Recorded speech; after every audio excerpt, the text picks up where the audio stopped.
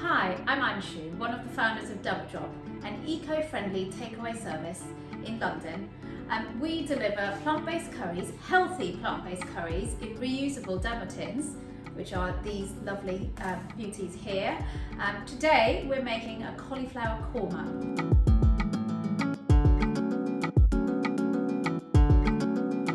Now, unlike your usual curry house korma, ours has no artificial sweeteners or fake food colouring. We're using instead cashew nuts, very healthy, turmeric. We're also using coconut to make it 100% plant-based, and we're also using a wonderful thing which is somewhere between a spice and a herb, kasuri methi. It is dried fenugreek, which will transport you to India. It has a lovely earthy fragrance to it, and it's wonderful in curries. Just crush it and put it in right at the end, and it is superb. So that we're going to use that today.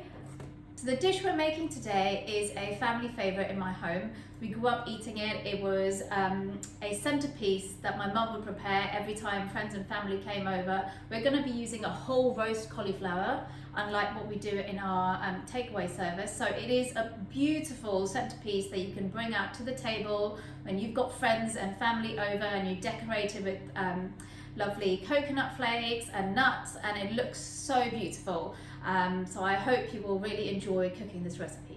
So what you need to make this cauliflower korma is a large head of cauliflower, 2 brown onions, 6 cloves of garlic, 2 cardamom pods, 4 red chilies of the dried variety, 2 teaspoons of coriander, 1 teaspoon of fennel seeds, 4 centimetres of ginger, a handful of dried raisins, a handful of uncooked cashew nuts, a can of coconut milk, half a teaspoon of turmeric, and kasuri methi, which is the dried fenugreek, 1.5 teaspoon. And then you're also going to need some spring onions and some coriander for garnish. So first of all, slice your onions and get them into a pan on a low to medium heat and cook it for about 10 to 12 minutes. Also, bash up your garlic and roughly chop and get it into the pan along with the onions. Next, the ginger, also just roughly chop because it's going to go into a blender once we make it into a spice paste. Get it into the pan. While all of that is nicely cooking,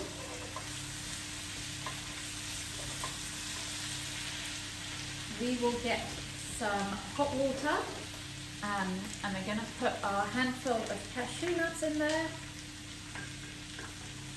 Save some for the garnish at the end, and also your desiccated coconut. And just pop them both in. Like I said, this is going to go in into a blender, so just put it all in the same bowl and let it come together. And this will add some lovely sweetness to the dish. There we go. Leave that for about 10 to 12 minutes as well. Don't need to stir the onions and the ginger and garlic too much, but just make sure it doesn't burn. So about 10 to 12 minutes later, the onions are lovely and caramelized. They're looking golden, so it's time to add the spices. Just bash up your cardamom pods, get out all the wonderful aromatic seeds, and we're going to pop them directly into the frying pan along with the onions. Followed closely by the coriander seeds, fennel, and also the chilies. Just break them up, use your fingers, don't be shy, get it all in there, and then just swirl it all around. It's going to smell absolutely delicious in a second. Next up comes your turmeric. You just need about half a teaspoon. I don't measure anything in this house, but roughly half a teaspoon in there. And then this wonderful kasuri methi, which is dried fenugreek. Again, about 1.5 teaspoon. It's not going to change the sauce too much if you put a little bit extra or a little bit less. And then you just turn off the heat and you add your mix of coconut and cashew nuts. And just get it in there along with the water because you're going to blend it all up into a spice mix, into a spice paste in a second. So I've just popped all the onion, ginger, garlic and spice mix in there along with the coconut and cashew nuts, and we're going to blend it into a spice paste. And voila! Here is the blended spice mix. Oh, that smells so good. Coriander and fenugreek, that smells absolutely delicious. So we are using a small head of cauliflower today because there's just 2 of us. But we just wanted to talk about the leaves. They're absolutely delicious, full of nutrition, so don't throw them away. If you don't want to cook them today, then you can put them in your freezer to save it for your stock pot further down the week or month, whenever you're going to make that. But you could also roast it for today's dish and serve it alongside your whole head of cauliflower. It goes a lovely golden colour and it's crispy and delicious with just a bit of salt over it and a squeeze of lemon. So here's the cauliflower without all the leaves. We're going to parboil it for about 5 to 6 minutes, depending on how large your cauliflower is, before we smear it with that lovely spice mix we made earlier and popping it in the oven. So we've got our parboiled cauliflower here, and it's just been sprinkled with a bit of salt, and we're going to pour over our spice mix and really coat it generously with the spice mix. You probably need about half of what you made, and make sure you get it into all the little nooks and crannies, so every little bit has been slathered with this delicious coriander and fenugreek, coconut and cashew nut paste.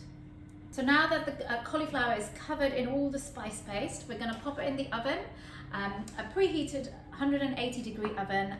We're going to pop it in for about 30 minutes or so, but basically until it is starting to get golden and delicious around the top and starting to burn around the edges. You don't need to cover it, just pop it directly in and wait for your house to smell absolutely delicious.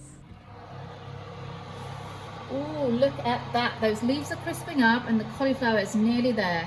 Just about 10 minutes. So while your cauliflower is roasting in the oven, get the sauce ready. Use the remaining spice mix and pop it into a frying pan along with 1 can of coconut milk, and mix it all together and cook it for about 10 minutes or so until the sauce is lovely and thick. Okay, so the cauliflower's out of the oven. It's lovely and golden, as you can see. And to serve up, we're going to first pour the sauce that we made in the saucepan with the coconut milk around on our plate. Just be as generous as you like, because it's nice to have a bit of extra sauce, isn't it? And then pop the cauliflower directly onto the sauce. And then we're going to decorate it with some of our golden leaves that we've been roasting up along with the cauliflower. Let's pick all the lovely ones. And then garnishes. We love a garnish. So we've got some chopped coriander and chopped spring onion that we're going to place on first of all. Lots of lovely green. We've got some of our cashew nuts that we've toasted now, and then we're going to put on top as well and then around on the sauce. And those raisins that we need to get into the sauce as well to add some more juicy, lovely, delicious sweetness. We've got some coconut flakes and finally some nigella. So there you have it. That's our plant-based cauliflower korma. Invite your friends around. It's a real showstopper of a piece, and enjoy it with some toasted naan bread and a coconut yogurt raita and a green salad to get some more plant-based goodness inside you. Enjoy.